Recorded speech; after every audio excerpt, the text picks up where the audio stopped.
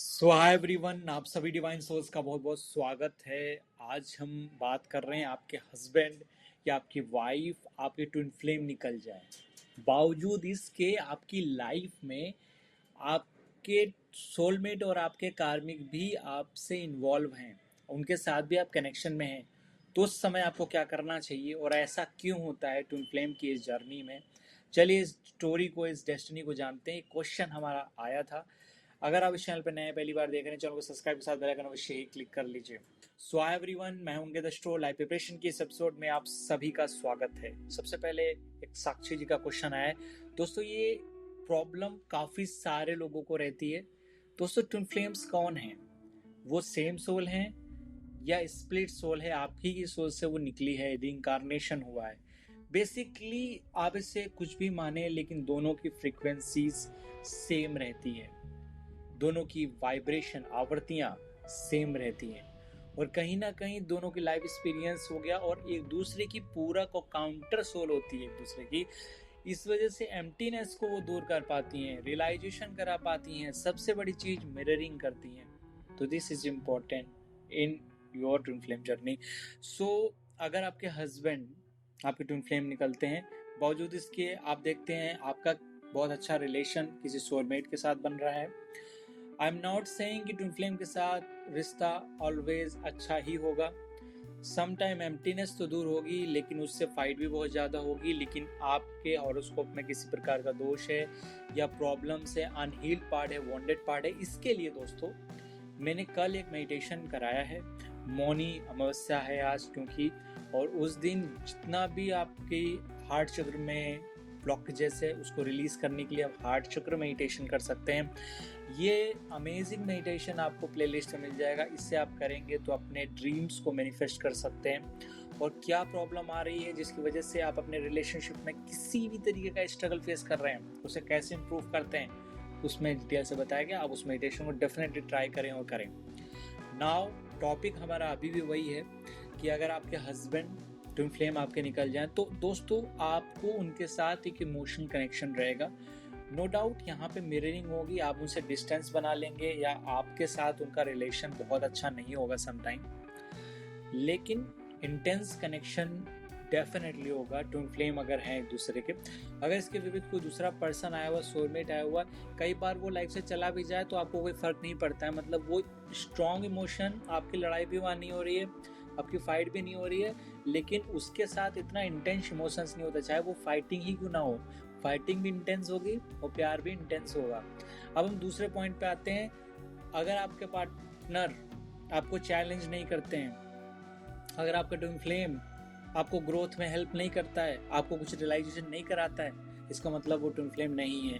और आपके सोलमेट या कार्मिक भी आपको चैलेंज देते रहते हैं। उनका चैलेंज तो अलग ही लेवल पे होता है, वो आपको परेशान भी करते हैं, मेंटली इमोशनली आपको हर्ट भी कर सकते हैं। बट यहाँ पर सिचुएशन थोड़ी सी डिफरेंट होती हैं।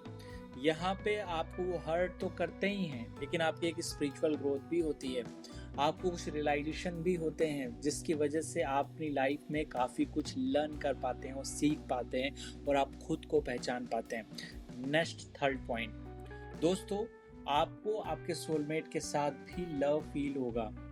ये समटाइम कुछ लोगों को कार्मिक के साथ होता है, बिकॉज कहीं ना कहीं उनके खुद के कुंडली में प्रॉब्लम है, तो वो कार्मिक को अपनी लाइफ में अट्रैक्ट करते हैं और उन्हीं के साथ परेशान रहते हैं। अगर आपके कहीं ना कहीं दोष नहीं बन रहे हैं, किसी तरह के कर्स नहीं है, किसी तरह के ब्लॉकेजेस नहीं हैं, तो डेफिनेटली अपनी लाइफ में आप सोलमेट या ट्विन फ्लेम को अट्रैक्ट करते हैं।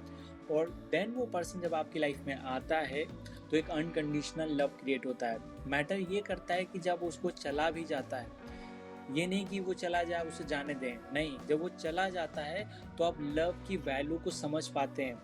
ऐसा नहीं जब वो पर्सन चला गया देन उस पर्सन को आप भूल गए। अनकंडीशनल लव किसी शर्त पे जो वो पर्सन है आपकी लाइफ में तभी आपको प्यार फील हो रहा है, ऐसा नहीं है। जब वो चला गया है तभी भी आप उसे भुला नहीं पा रहे हैं, because unconditional love is that. अब यहीं पे सिचुएशन आती है। आपके हस्बैंड के साथ अगर ऐसा फील हो रहा है, वाइफ के साथ ऐसा फील हो रहा है, डेफिनेटली वो ट्विन फ्लेम के साथ हैं आपके साथ, डेफिनेटली वो स्ट्रॉन्ग रिलेशन में आते हैं, सेम सोल में आते हैं, सेम फ्रीक्वेंसी में आते हैं। नेक्स्ट जो पॉइंट है वो स्पिरिचुअल अवेकनिंग। कई सारे लोगों को स्पिरिचुअल ग्रोथ उनके मेंटर या उनके हीलर देते हैं, या उनके गुरु प्रोवाइड करते हैं, इसका मतलब ये नहीं है कि आपके गुरु के साथ एक सोलमेट कनेक्शन है या some time to flame connection है। हो सकता है वो आपकी सोल फैमिली से हो, सोलमेट कनेक्शन हो, डेफिनेटली जो आपको ज्ञान देता है, जो आपको सिखाता है, उनके साथ सोलमेट फैमिली का एक पार्ट होते हैं। बट अगर कोई पर्सन अवेकन कर रहा है तो ज़रूरी नहीं कि वो आपका ट्विन फ्लेम हो। अगर आपके सोलमेट, आपके दूसरा पर्सन कोई लाइफ में आया हुआ है आफ्टर मैरिज, वो आपको अवेकन दे रहा है, इसका मतलब वो नहीं कि वो ट्विन फ्लेम हो गया। आपको कई बार अवेकनिंग का मतलब समझ नहीं आता, क्योंकि सोल चैलेंजेस के थ्रू सीखती है, लर्न करती है। तो अवेकनिंग इज रियलाइजेशन, इंट्रोस्पेक्शन। जब आप आत्ममंथन करते हैं सेल्फ का, तो आप खुद को जान पाते हैं। नेक्स्ट है सिक्वेंसिटीज आपको दिखती हैं। अगर हस्बैंड से रिलेटेड, अगर हस्बैंड को छोड़ने की आप बात कर रहे हैं, सिक्वेंसिटीज दिखने लगी। हस्बैंड अगर कोई एनर्जी फ्लक्चुएशन या पेन फील कर रहे हो, आपको फील हो रहा है, तो उनके साथ ही कहीं ना कहीं पास्ट लाइफ रिलेशन होता है। तो आपको रिकॉग्नाइज करना है, आपकी ये जर्नी है जिसमें आप अच्छे से समझ पाते हैं, डिफरेंशिएशन कर पाते हैं कि किस पर्सन के साथ एक सोलमेट कनेक्शन है, किसके साथ एक ट्विन फ्लेम रिलेशन है। आपको ट्विन फ्लेम रिलेशन एक स्पिरिचुअल कनेक्शन होता है जिसमें हम एक न्यू स्पिरिचुअलिटी या खुद के रियलाइजेशन को समझ पाते हैं। फीलिंग होलनेस, मतलब आप हस्बैंड के साथ चाहे जितना फाइट करे, चाहे जो करे, चाहे वाइफ के साथ जितना भी फाइट करे, आप एक कंप्लीट फील करते हैं। अगर ये कंप्लीटनेस आपको एक पार्टनर, एक सोलमेट के साथ आ रही है, तो डेफिनेटली वो आपका ट्विन फ्लेम है। तो इसमें डिफ्रेंशिएट करना बहुत ही ईजी है और आप आसानी से डिफ्रेंशिएट कर सकते हैं साइंस सिम्टम्स देख के, जो मैंने आपको साइंस बताएं। अभी भी आपको कन्फ्यूजन नीचे कमेंट कर सकते हैं।